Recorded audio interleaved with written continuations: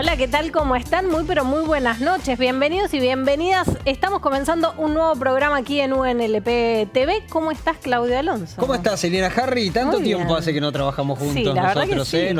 no nos querían hacer esta ¿Qué dupla. pasó? Que no nos juntaban. Se distrajeron y nos metimos a hacer un programa. Se olvidaron que nos iba bien los dos juntos. No sé, no quieren poner a nosotros juntos. Bueno, vamos a hacer un programa de periodismo, de periodistas. Vamos a estar charlando un poquito de lo que está pasando en la actualidad. Va a ser un programa de periodismo. Lo que está pasando, además, ¿no? ¿Cuántos programas hay en la televisión argentina de periodismo, por ejemplo, que no interrumpa Caputo? Por ejemplo, no una cosa de esa. O que no llame Milei en mitad de la nota a decirte, che, claro. Sí, el otro no sabemos qué va a pasar. Pero digo, que no te llame Milei en la mitad de la nota a decirte, che, levantame eso que no me gustó. Cortame ahí. Córtame ahí. Volvé. No. Vamos a hacer un programa en el que vamos a escucharnos. Eso ya es un montón para la televisión argentina actual. ¿Vos decís, te estás atreviendo a este compromiso? Sí. Que nos vamos a escuchar porque tenemos palabras de referentes, vamos a estar debatiendo un poco sobre lo que tiene que ver con la actualidad, gente que tiene información de primera mano también, así que todo lo que esté pasando lo vamos a estar debatiendo y además, nunca mejor el nombre de este programa, Por Ahora. Porque en este país todo lo que digamos todo sucede en este momento, no sabemos qué puede llegar a pasar en los próximos minutos. No nos hacemos cargo porque decimos, bueno, vamos a hablar del ministro de Economía, Luis Caputo, por ahora. O sea, todo es por ahora en este programa y en este país. Así que si te parece, vamos a empezar a presentar a quienes nos acompañan en el día de hoy, ¿sí? Está Héctor Bernardo aquí a nuestro lado, especialista en política internacional. Sí, claro, y también está con nosotros Carlos Carrizo, periodista, colega, además compartimos medio de comunicación porque estamos en Radio Universidad también trabajador de Radio Provincia, así que bienvenidos. No, gracias por la invitación. Bien, bueno, vamos a empezar a charlar un poquito sobre la situación en la que estamos atravesando hoy en día. El riesgo país arriba de los 800 puntos. Bueno, hay un contexto internacional que ahora vamos a charlar un poquito sobre las bolsas de Hong Kong, las bolsas en distintos países que han caído. Pero ¿en qué situación está la Argentina hoy frente a los mercados internacionales, el Fondo Monetario? ¿Cómo lo ven ustedes? Argentina está en una situación crítica, es un país que no es creíble, que a nivel internacional deja mucho que desear ya desde aquel momento en que Macri toma aquella deuda con un fondo que incumple sus propias reglas para hacer el préstamo y además de ahí en adelante ya con el gobierno de Javier Milei un personaje que es muy colorido para la derecha internacional, pero que tampoco hace mucho negocio con la derecha internacional. ¿No es un referente? ¿Por usted no es un referente de la derecha internacional hoy, Milei? Puede ser de la derecha que hoy, por ejemplo, tiene una expresidenta o candidata a presidenta procesada por corrupción, puede ser. Pues, me parece que no de la América Latina, digamos, lo llevo a la universidad un poco, que es lo que más o menos manejo. Bueno, ¿cuánto llevó generar un Mercosur? Y siempre se decía que lo que mejor funcionaba en el Mercosur era la parte educativa. Bueno, ahora lo ha dinamitado, lo poco que quedaba del Mercosur lo ha dinamitado. ¿Cuánto lleva en un país generar ciencia, tecnología y con este recorte brutal a la ciencia, a la educación superior, de billones de dólares? Y bueno, realmente ahí se empieza a ver, ¿no? Cuánto el plan Raíces que trajo científicos a nuestro país y ahora te escuchaba atentamente y digo, bueno, cuánto dolor, ¿no? Porque además fue un país abierto permanentemente.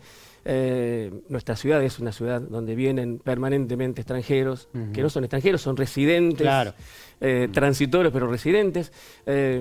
Y hoy por hoy, bueno, tenemos un año en el que ha bajado muchísimo la cantidad de brasileros, chilenos que han venido por miedo a que se les cobre, por ejemplo, ¿no? Algo que no se pudo hacer. Pero bueno, digo, en ese sentido, me parece que no...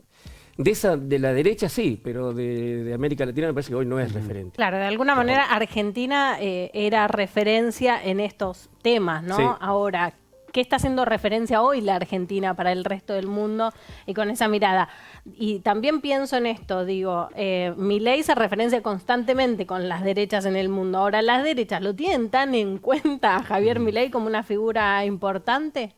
No, ya te digo, para mí es una figura colorida, que les ayuda a sostener una parte de su discurso. El discurso xenófobo, el discurso machista, el discurso que habla en contra del Estado. Digamos, un Milei que parece sacado de una década, varias décadas anteriores, ¿no? Que reivindica a Margaret Thatcher, pero se cree que estamos transitando el año 1980 o antes, ¿no? Habla del fantasma del comunismo, que va a Davos y le dice a los empresarios que hay que tener cuidado con el fantasma del comunismo que está recorriendo el mundo. Un fantasma que alguien le podría preguntar, ¿lo ves en esta habitación? Está en esta habitación con nosotros, claro. Es realmente un personaje colorido, pero nadie sigue los pasos de Milei, nadie quiere asociarse con Milei, no llegan inversiones extranjeras, la lluvia de inversiones que siempre nos promete la derecha no llegan, las grandes empresas se están yendo del país. Claro, Nissan, ¿no? Ahora una de las últimas que anunció que se iba. Porque no hay un mercado, Milei está destruyendo el mercado interno. Las empresas para estar acá necesitan un mercado de consumidores. Si Milei destruye el poder adquisitivo de los argentinos, no les sirve a las empresas estar aquí. Entonces, entre esos aspectos y muchos otros, más allá de este coqueteo constante con Donald Trump, digamos, que lo tiene como un personaje también colorido, que lo va a sostener, porque Milei le sirve como servía a la España de la conquista el virreinato en Argentina. Claro. Es un virrey que pone a disposición el saqueo de nuestros recursos naturales, a disposición del imperio y del centro. En tiempos modernos, ¿no? En tiempos modernos. En la era de Elon Musk. Claro, estaba pensando también en esto que decías, el discurso retrógrado, que se vio ahora hace poco con el rector de la UCA, que habló sobre el rol de la mujer, que las mujeres no tenían que trabajar ni hacer deportes. Pidió perdón después. Pidió perdón. Sí, a la noche con un comunicado. Claro, sí. Bueno, es lo que hace Milei por lo general, ¿no? Claro. Cuánto a nivel internacional de lo que hizo después se terminó, bueno, o lo borra con un decreto o termina llamando por teléfono, mirá, no fue tanto de lo que dije, ¿no? Es cierto, hoy estamos en la Organización Mundial de la Salud afuera, estamos quedando afuera, pero creo que persiste todavía los lazos, que persisten convenios. Hay convenios que están por encima de lo que Milei, que se han firmado, que están que son constitucionales, y es difícil. Ahora, si se puede romper, sí se puede, lo está intentando. El tema es a lo mejor si la derecha no mira a Milei, a ver hasta dónde puede estirar para no repetirlo o aplicarlo en sus países. Yo creo que es la punta de lanza de la derecha internacional con su discurso, ¿no? A ver, bueno, va por el tema de género. ¿Cómo repercute eso en Argentina? El famoso laboratorio, ¿no? Como se dijo en alguna vez del Chile de Pinochet y los Chicago Boys. Digamos, fue un laboratorio. Lo que funcionó y lo que pasó después se aplicó en otros lados. Ahora están probando en Argentina con Milei, con este personaje tan colorido, por usar un término suave, digamos, qué es lo que pasa de lo que hay acá.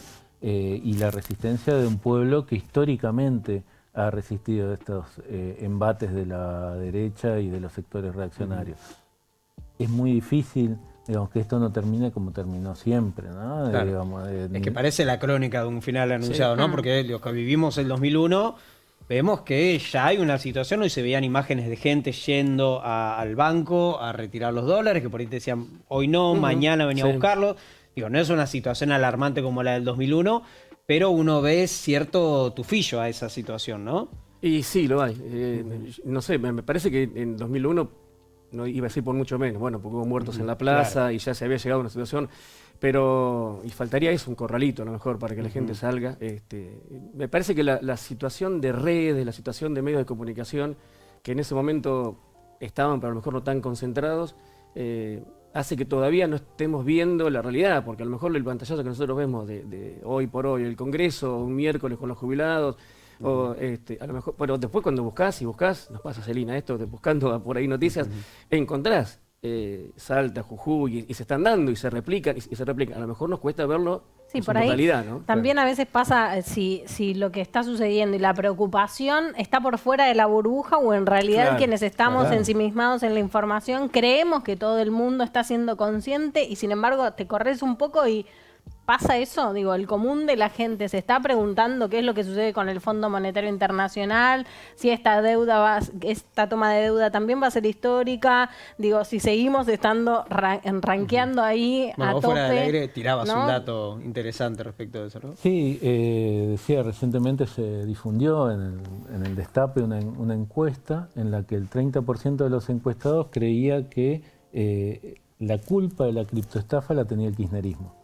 Claro, bueno, la criptoestafa, Javier Milei publicando en sus redes sociales para acceder, promocionando, no lo promocioné, lo difundí. Claro, dijo, difundiendo, no promocionando. Esa criptoestafa, y sin embargo, el común de la gente cree esto. Entonces Claro, digo, bueno, pero también... uno podría preguntarse, bueno, uno supone que aquellos que están cercanos a Milei pueden pensar, bueno, él no quiso hacer una estafa, pero echarle directamente la culpa al kirchnerismo de la criptoestafa es como que uno no sabe cómo se llega a ese lugar, cuáles son los links que van avanzando. Sí. Pasa con lo mismo con el fondo. Claro. La deuda, dijo Caputo, la tomó el kirchnerismo. Claro.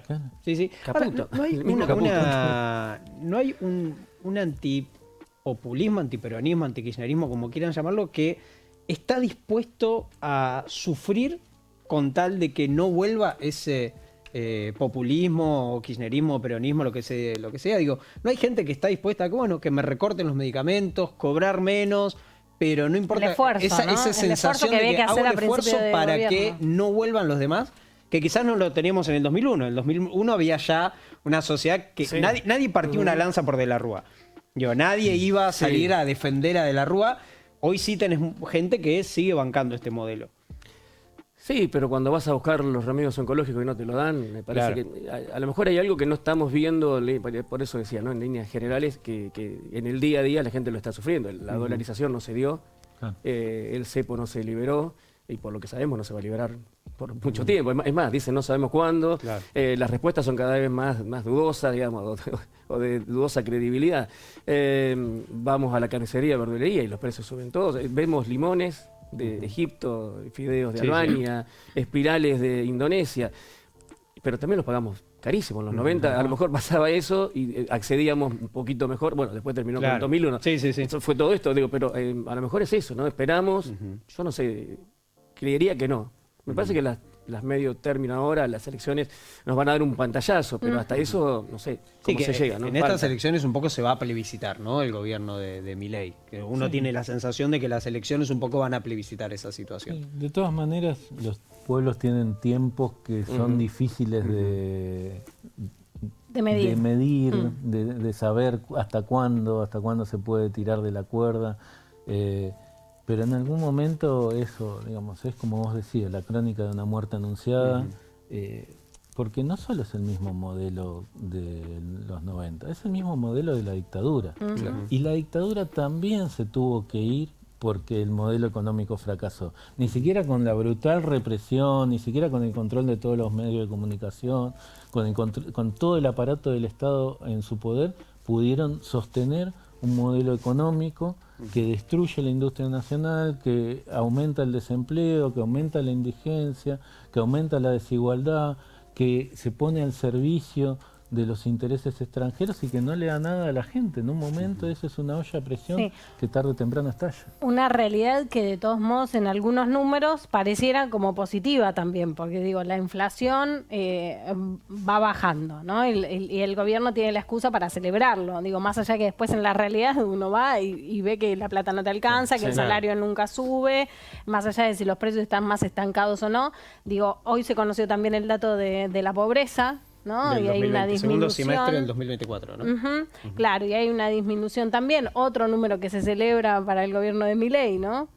Sí, pero eso creo que son los elementos que todavía lo sostienen al gobierno y desde lo discursivo. Pero realmente la gente en lo cotidiano, digamos, cuando uno va a la panadería y el propio panadero te dice, volvió a aumentar el pan. En la carnicería, digamos, todo este fin de semana aumentó el pan, aumentó la carne, se anunció un aumento del transporte. Bueno, y ahora a partir de abril también. Sí, hoy a la noche puede haber 50.000 empleados públicos menos. Claro, a o partir sea que de... es un tema también que uno a lo mejor en una ciudad como La Plata lo puede sentir, sí, sabemos que sí, pero en un pueblo más chico donde ANSES tiene 3 empleados y no queda ninguno y tenés que ir a 50 kilómetros, 70 en lo mejor de los casos, hacer un trámite. Pero pensaba en lo que planteábamos hoy, el tema de la justicia. Las derechas o los países que tienen derecha tienen justicia que por ahí se respeta o por ahí hace cumplir normas. Acá se han salteado muchísimas normas y la justicia está mirando para otro lado. Entonces ahí alguien que lo echan, que lo despiden y que sabe que su causa va a estar ahí años o hasta que cambie el gobierno, Claro. de poder cobrar algo o cuánto de esto se hubiese corregido, jueces en la corte, puestos, o DNU que no pasan, comisiones que no están conformadas en el Congreso. Claro. Realmente es increíble, estamos un año y medio de gobierno de Milei con comisiones muy importantes que no están formadas. ¿Por qué? Porque por ahí no van a pasar, o por ahí deberían pasar sus DNU. Me parece que eso es un tema también, ¿no? Aún las derechas del mundo tienen una justicia, no sé si decir fuerte o por lo menos conformada correctamente, que le ponen algún freno. Milei no lo tiene. Sí, sí. De hecho, bueno, tenemos un procurador que es interino hace 8 o 9 años, Sí, más o claro. menos. Casal Sí. está hace más o menos eso, que tendría que haberse votado. Bueno, ahí hubo una cuestión, ¿no?, entre la interna de Alberto Fernández con Cristina Kirchner respecto de Rafecas, que era uno de los candidatos, o el candidato de Alberto Fernández, que al final no asumió. Eso también, la interna del peronismo, ¿cuánto lo posibilita a estirar este gobierno? ¿Cuánto alimenta este gobierno la interna del peronismo? Digo, porque también la gente se da vuelta y al costado se están peleando. Sí. Entonces, ¿cuánto es lo que beneficia a este gobierno la interna? Yo creo que no solo en la interna, sino el mal recuerdo de la inflación de Alberto Fernández, que era un poco lo que marcaba Celina, ¿no? Cuando un gobierno termina con 120% de inflación y pone de candidato a presidente a su ministro de Economía, Claro. Es casi Es un raro, milagro sí. que haya entrado en el balotaje y haya sacado 10 millones de votos. Entonces, ese mal recuerdo sumado a esta imagen de una interna feroz en el peronismo, y creo que posibilita en parte que esto continúe. Lo pongo solo como en parte, creo yo, porque creo que también la estrategia del peronismo es que no nos vean a nosotros como los golpistas. Vamos a permitir que sea el propio pueblo el que pida que se vaya y nosotros, si tenemos que volver, volvemos a recomponer lo que se ha roto. Pero si encabezamos nosotros esa protesta, ese pedido de desafuero, eso nos van a etiquetar rápidamente de los Claro. golpistas. Por eso no hay los convocatorias, ¿no?, antidemocráticos. tan Claro. fuertes desde la oposición, como diciendo, o sea, se acompañan, pero no se Tal convocan, cual, digamos. Tal cual. No se pone a la cabeza, pero sí se acompaña todos estos reclamos y muchas veces se señala, ¿no?, lo que es la brutal represión contra los jubilados, lo que es el brutal despido, el endeudamiento, digamos, pero no se encabeza la protesta. Bueno, tenemos de un tiempo a esta parte una salida a las redes sociales y una publicación constante de Cristina Fernández de Kirchner, ¿no?, como de alguna manera marcando todo aquello que no está conforme y representando un sector también en ese sentido. Cristina es la líder, creo que indiscutible, sigue siendo. Hace poquito vino García Linera y dio una charla y él decía que desde su punto de vista es inevitable que los líderes históricos que condujeron a aquellos procesos exitosos del principio del siglo XXI sean los que también conduzcan estos procesos de recomposición del campo popular en América Latina. Evo en Bolivia, Cristina en Argentina, Correa no puede por una cuestión de proscripción, que también tiene que ver con esto que señalabas vos. Pero está su candidata bastante cerca, ¿no? Claro, sí, hay muchas chances de que gane. Ahora el 13 de abril son las elecciones en Ecuador, tiene muchas chances de ganar Luisa González, que es la candidata del correísmo, pero los líderes surgen del pueblo, son la representación de esos anhelos del pueblo, y es muy difícil que eso se transmita a otros. Tiene que haber por lo menos en palabras de Linera, una hecatombe que produzca el surgimiento de alguien más representativo. Mientras no se produzca eso, estos líderes siguen siendo los más representativos del sentir popular y de la esperanza de Y una además porque hay recomposición. como un pedido constante también del pueblo y de sus representados y quienes siguen a determinados líderes para que justamente salga, diga, ¿no? Eso también está, hay como una demanda. Sin dudas hay una demanda y una esperanza.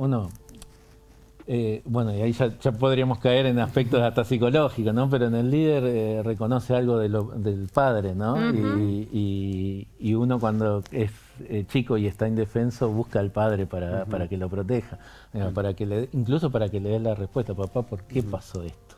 No importa, sí que te diga claro, porque Dios o porque o te da una Acá explicación sería la científica. madre. Acá sería la madre. Sería la madre. Claro. Pero es una madre muy paterna. Estaba pensando en algo también porque en los últimos días en las redes sociales se conoció varias fake news sobre la candidata del correísmo, o sea, se conocieron una campaña sucia que uno tiene la sensación de que este año va a haber mucha campaña sucia desde las redes sociales, desde las fake news. ¿Cómo se combate eso en el día a día? Porque nosotros quizás estamos un poquito entrenados como para ver cuando una noticia es falsa, pero de todos los costados, Elio, sale un titular que dice Karina Milei, los pobres se tienen que morir. Sí, no dijo eso. Pero, ¿cómo hacemos para diferenciar las noticias reales de las fake news en las redes? Difícil porque, a ver, ¿cuánto hace que vino el hijo de Bolsonaro y se reunió con Milei? Lo recibió en la casa del gobierno. Había hasta hace muy poquito, no sé si están o no, 4 brasileros que formaban parte del gobierno que están buscados por la policía. Cerimedo, de hecho, ¿no? El que maneja las redes. Bolsonaro, por ejemplo, va camino a ser procesado, o va a ser, bueno, por lo menos llevar un juicio adelante. Esa sería una para decir, bueno, mirá, Milei, dijiste que era el salvador de Brasil, y es difícil. Me parece que es un trabajo diario, por ahí caemos en contestar, y a lo mejor el tema es bloquear un poco, no sé. Claro. Es muy difícil, pero si vos te fijás, todos los medios el día de hoy, la tapa es Cristina presa, Cristina cuándo, ya dan hasta plazos, ¿no? Será el martes, será el jueves, bueno, entonces no, porque el kirchnerismo puso a alguien en la corte, bueno, cosas como esta, ¿no? Es difícil, tan difícil como no entender por qué le pegan a gente en el pleno centro de la capital federal y no hacemos nada. No y en otro momento hubiéramos salido, bueno, a ver, salimos, sí, la marcha universitaria, otras marchas más también, sí, seguramente, pero a lo mejor la gente da por sentado que la universidad está resuelta, porque el gobierno fue muy vivo, muy hábil y dijo 270 millones de pesos, que hoy por hoy nada significan, ¿no? Nada, sí. Se terminó un año, es difícil, creo que es muy complejo, pero tampoco creo que lo tienen quienes manejan las campañas de los partidos hoy en día, ¿no? Me parece que es complicado, porque estamos complicados nosotros y porque si es lo que planteamos al comienzo, si estamos calladitos y todo sigue funcionando aparentemente normal, si vamos todos los meses, hoy la verdad que si me decís cuánto voy a cobrar este mes, ya no hay paritaria, ya no tenemos cuánto vamos a ir, discutimos la paritaria, y bueno, pero es un trabajo diario, me parece. Sí, y también están los medios de siempre, ¿no? Hegemónicos y demás, que son los que construyen determinados discursos también para que lo que circula en redes finalmente se crea, ¿no? Y se valide sin chequear. Pero bueno, también va a ser el rol un poco de este programa es hacer esos análisis, discutirlos, charlarlos y traerlo acá a la mesa. Muchísimas gracias por haber venido. No, gracias por invitarme. Gracias por venir y por estar en este primer programa. Estamos debutando hoy en este primer programa. Vamos a ir a una tanda y claro que sí. Y seguimos con más conversaciones. Muy bien, ya veremos.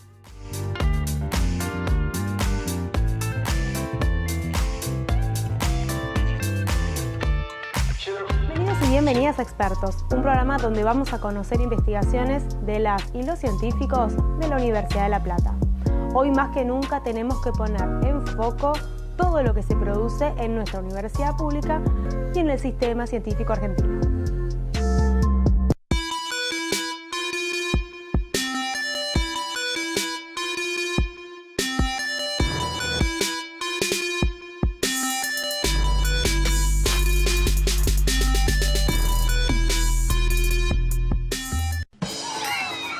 En la provincia de Buenos Aires ya inauguramos 100 nuevos jardines. Seguimos invirtiendo en más y mejor educación. Gobierno de la provincia de Buenos Aires. Bienvenidos y bienvenidas a Mi Profesión. ¿Sabías que nuestra universidad tiene más de 115 carreras? Desde un LPTV te vamos a presentar todas las profesiones, las experiencias del trabajo cotidiano contados por sus protagonistas. Soy odontóloga. Soy ingeniero forestal. Soy fonoaudióloga. Soy licenciado en nutrición. Soy médico veterinario. Soy doctora en ciencias de la atmósfera.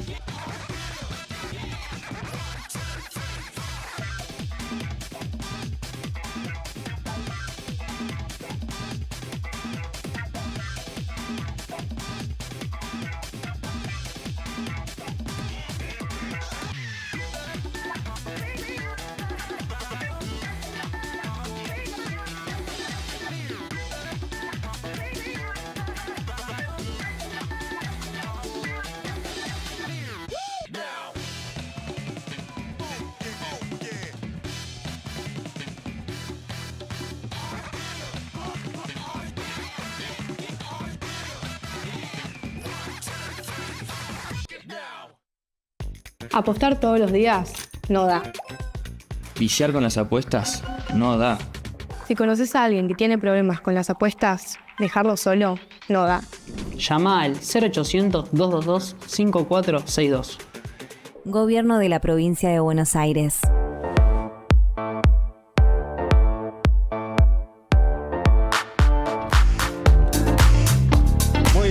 Ahora sí, porque ahora Leopoldo sí. te dice adentro, no estás adentro no todavía. no. Ahora sí, Leopoldo. El conteo, Claudio. El conteo, muy bien. Bueno, hemos cambiado de entrevistados, entrevistadas que nos van a acompañar hoy. Me encanta porque es un programa donde debatimos con mucha gente, charlamos. Invitamos a que invitamos a reflexionar. charlen con nosotros, claro. Exactamente. Y ahora nos acompaña Gabriel Morini, quien es el director de Radio Universidad, aquí muy con bien. nosotros. Y además, periodista también de Radio Provincia. Así es. Buenas tardes, buenas noches. Buenas y Marianela Tosetti, directora de 221 Radio, bienvenida. Gracias por la invitación, chicos. Bien, muy bien. Bueno, estamos debatiendo, no sé si pudieron ver un poquito de lo que charlamos en el bloque anterior, de esta realidad que nos atraviesa aquí en nuestro país, que es muy cambiante, que decíamos hoy el nombre de Por Ahora le queda perfecto a este programa porque por ahora las cosas están así, no sabemos cómo van a seguir.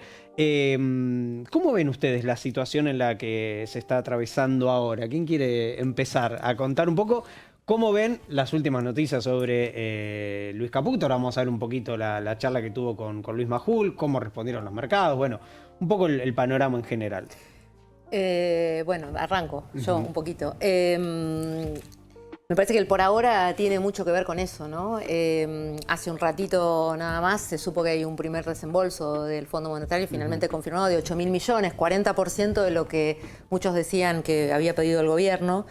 Y me parece que ahora es como que la cosa se siente más real de qué puede pasar, ¿no? Uno piensa en otros momentos de la Argentina, en la incertidumbre que nos da a todos y a todas escuchar estas cosas que parecía que no iban a estar y de qué puede pasar, no solo con la macroeconomía y con las discusiones de lo que sucede, sino me parece que con la vida chiquitita de todos los días. Recién hablábamos afuera, decíamos la diaria, ¿no? La del que quizás nos está mirando hoy y dice, ¿y de qué están hablando? ¿Qué me pasa a mí? Claro.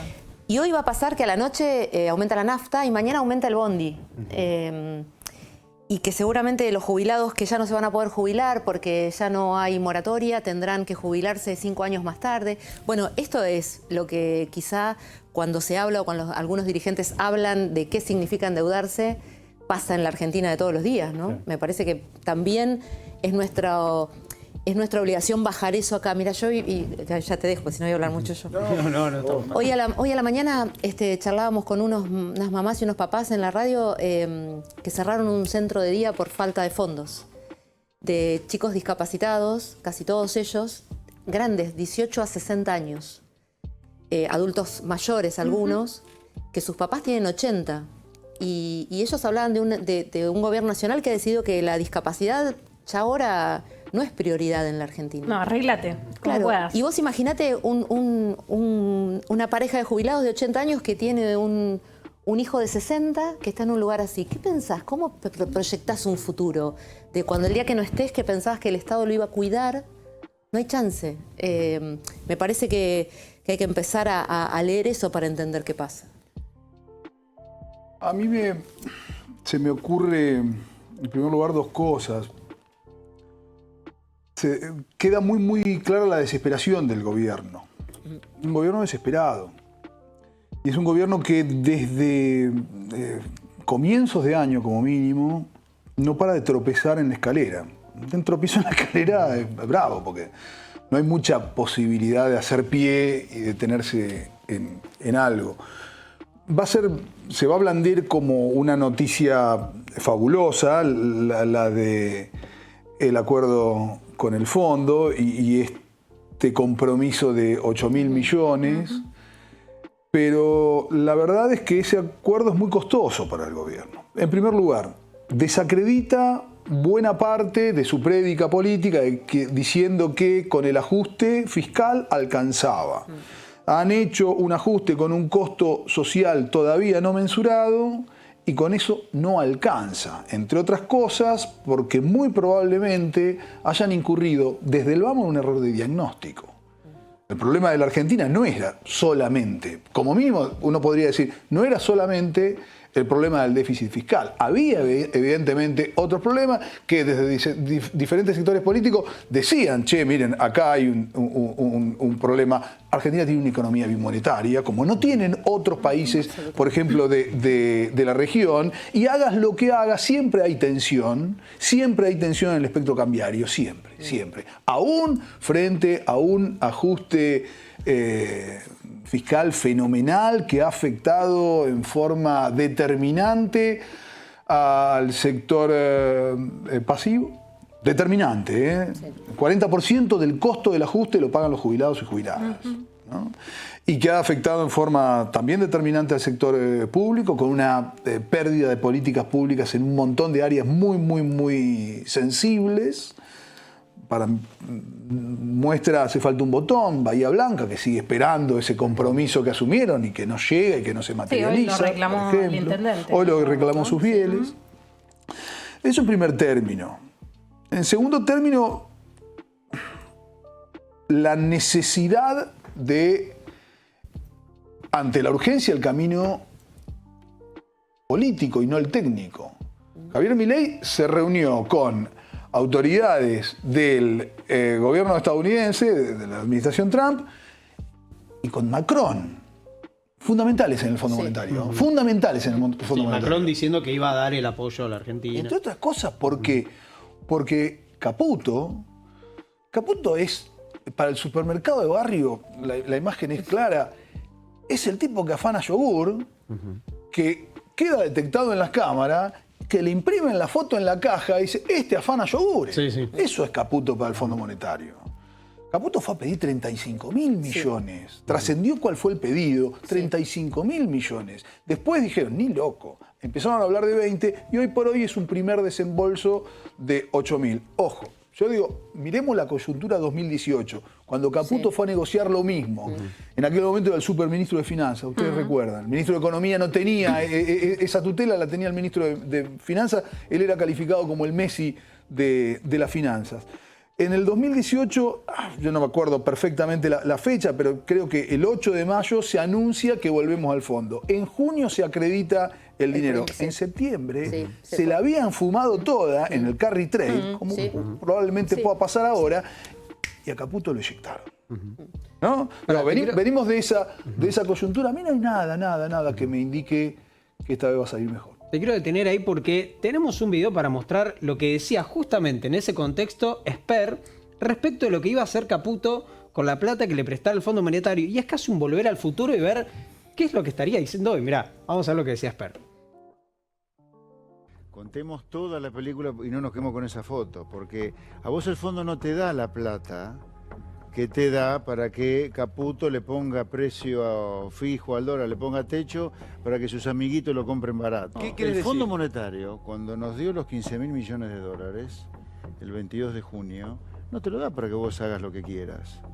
Entonces, si Caputo hizo lo que quiso, entonces se termina yendo, pero contémosla entera, no el Fondo Monetario exigió que se fuera. La plata que te da el fondo es deuda pública, es deuda externa. Después no nos quejemos contra la deuda externa. Usar los dólares del fondo para poner el techo al dólar es asegurarle la ganancia a los especuladores también.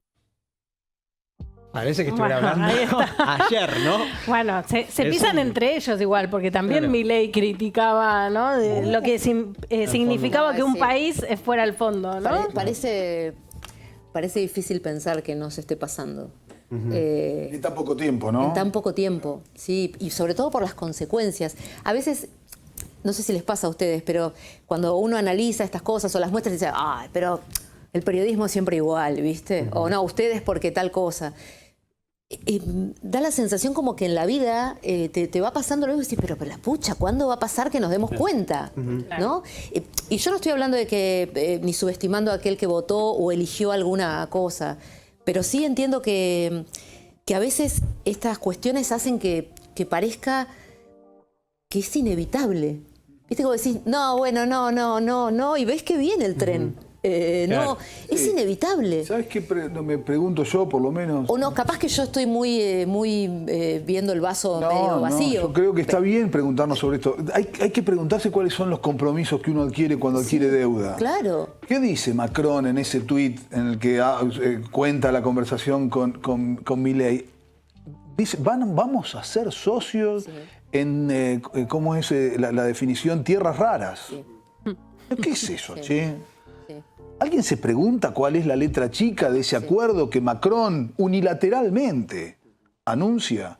Mirá que este gobierno vive diciendo que es el mejor de la historia en un montón de aspectos, en un montón de capítulos. Ahora nos van a salir a vender que este es el mejor acuerdo con el Fondo Monetario Internacional de los 22 que los preceden, es el mejor de la historia. Si no dijeron ni mu desde el gobierno de ese acuerdo que nos hace socios en tierras raras, no me quiero imaginar. Digo, bueno, ese costo en algún momento tenemos que evaluarlo y deberíamos ponerlo sobre la mesa a la hora. Bueno, ¿qué hizo el gobierno? Vulneró la posibilidad de ponerlo sobre la mesa. Impedir que el Congreso de la Nación, que es el lugar donde se tiene que discutir esto, discuta esto, es impedir precisamente ese debate a fondo. Por ende, también obstaculizar mínimamente, saber cuáles van a ser las consecuencias. Pero porque no hay debates tampoco. No hay posibilidad de ese debate que en todo caso acalorado se tenía en otras épocas. No, se anula. Listo, no hay absolutamente no hay discusión. Mandriles. Claro, no se habilita. Miren, no se habilita. No se habilita y además vemos cosas que a mí desde lo periodístico y no por entrarle a uno o a otro me parece tan aberrante ya, digo, que el presidente de la Nación llame a un periodista en vivo y que tenga una nota y el tipo la saque del aire como hizo Majul. Ya me parece que Johnny Viale es un poroto al lado de eso, porque en todo caso lo sorprendió en la nota.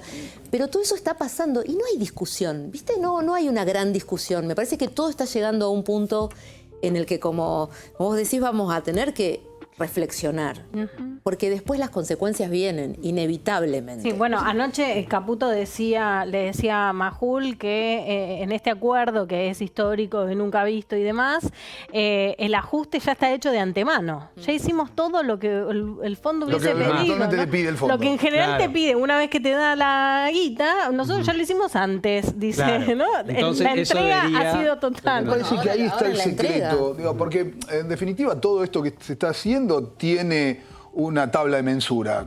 ¿Cuál va a ser la medición? Las elecciones. Las elecciones van a ser plebiscitarias. Nos guste o no nos guste, van a ser plebiscitarias. Les guste más o menos, van a ser plebiscitarias. Y la pregunta es si ellos van a poder lograr con el endeudamiento, y en particular con el endeudamiento con el fondo, lo mismo que pudieron lograr con el ajuste.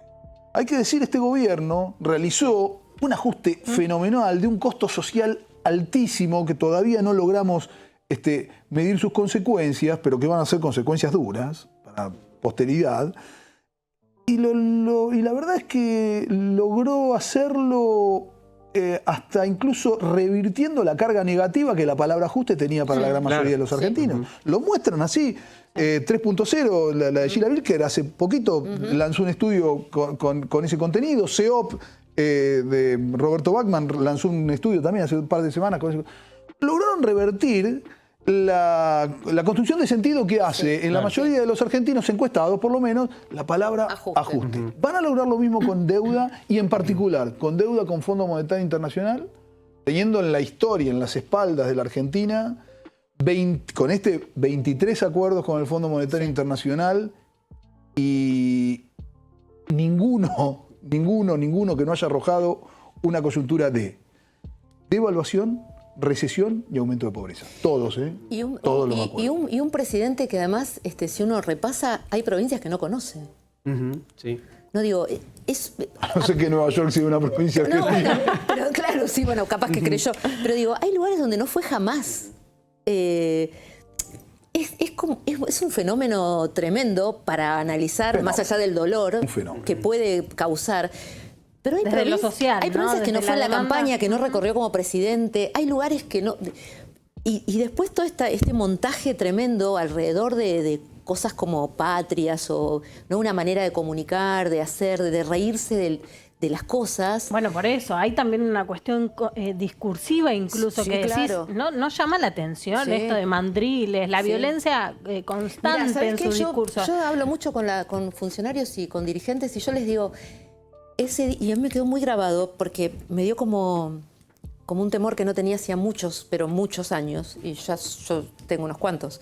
El día que en Parque Lezama Milei arengó a la gente, que no era un montón, pero arengó para que cantaran insultando a los periodistas ensobrados. Yo dije, esto algún día nos va a traer consecuencias a nosotros. No tiene que sorprender que después cuando digan, no era un fotógrafo, era un fotógrafo militante el que recibió el tiro. Se justifique la agresión. Cada una de esos insultos de Milei hacia un sector tiene consecuencias, porque a la larga alguien va a querer ser más Milei que Milei. Y a mí me preocupa mucho eso. Sí, hubo gente insultando, me acuerdo, una camioneta del CONICET. Pasaba una camioneta del CONICET y le tiraban cosas. A una investigadora del CONICET que tuvo que salir corriendo. Claro, que había sido agredida. Claro. Porque le tiraban con todo lo que encontraban. Por ser investigador, o sea, a esos niveles hemos llegado. Pero porque un día el señor dijo fuera y dijo que era lo peor del mundo mundial. O sea, también tenemos que convenir, me parece, ¿no? Que hay que eso es una construcción de larga data. Sí, claro. Digamos, de algún modo, este estado de cosas viene sostenido en una construcción simbólica que hoy por hoy, Lacan, está pasando a la acción. Claro.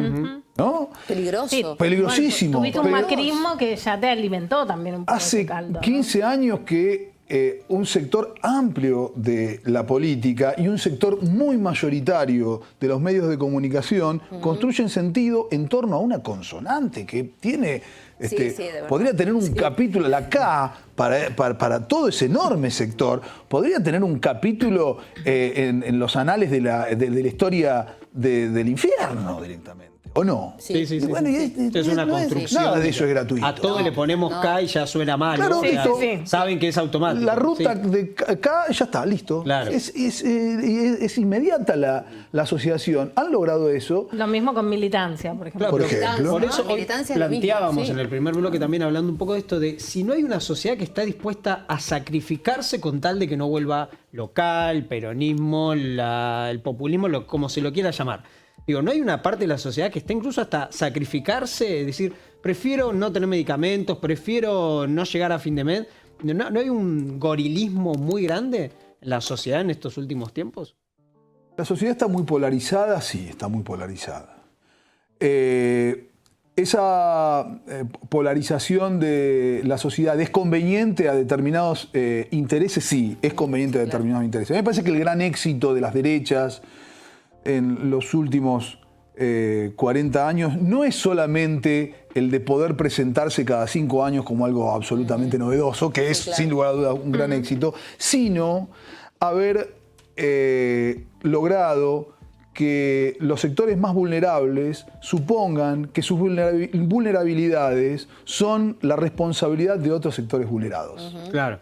No, que el pobre suponga que sus problemas de inseguridad, sus problemas salariales, su economía doméstica irresuelta, sean culpa de otro pobre. Ese es el gran éxito de las derechas a nivel, no solamente local, a nivel global. Han anulado han anulado la lucha de clases, han anulado el reconocimiento en la clase, trabajadores, ¿no? Por ejemplo. No, y después me parece... bravo eso. Y después me parece que otro fenómeno de triunfo es la casta. Digo, esto de hacerle creer a la gente que, bueno, vos seguís siendo pobre, pero por lo menos ahora aquellos que ganaban mucho, los diputados, los senadores, los legisladores, los periodistas, ya no.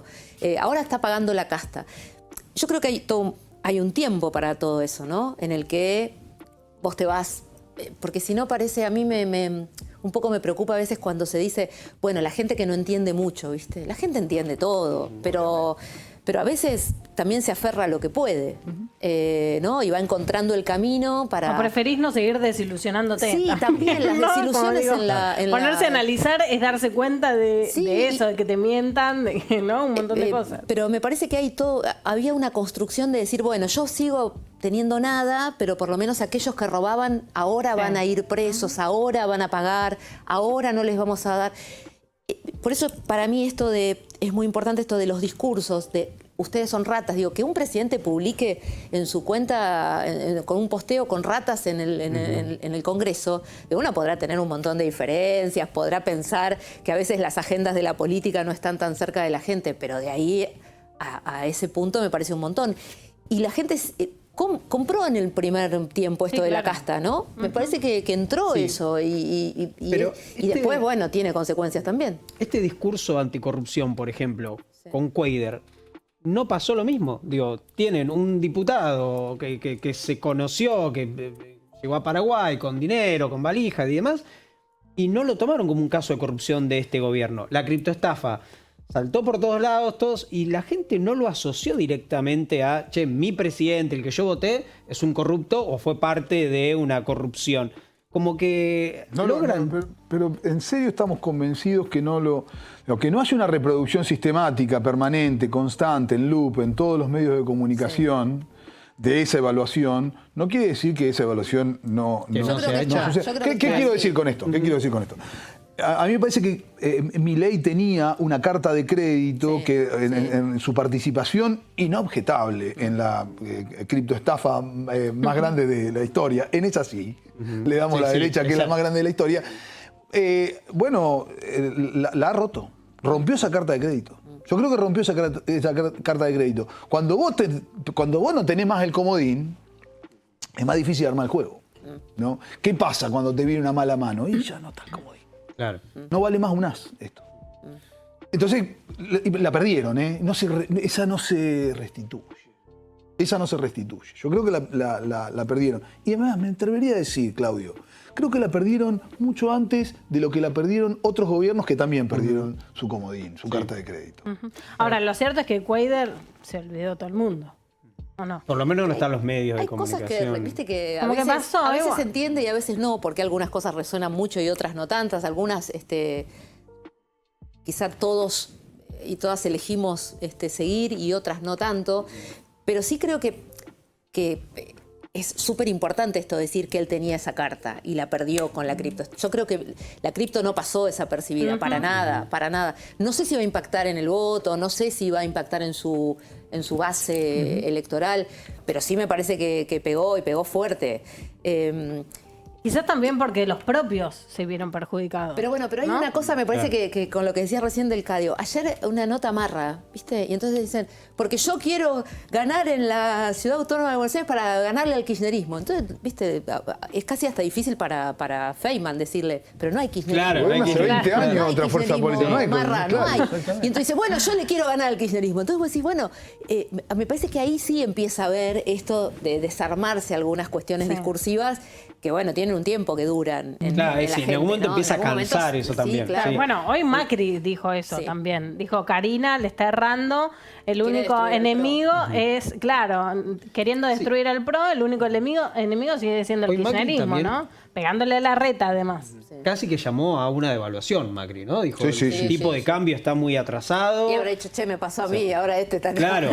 Está Red Circle, ¿no? Digo, el círculo rojo, círculo rojo. Sí, ahí no se negó. Igual es tremendo entiendo que Macri lo esté pidiendo con Caputo. El 2018 pasó. Habiéndolo puesto él, además, a Caputo, claro. ¿no?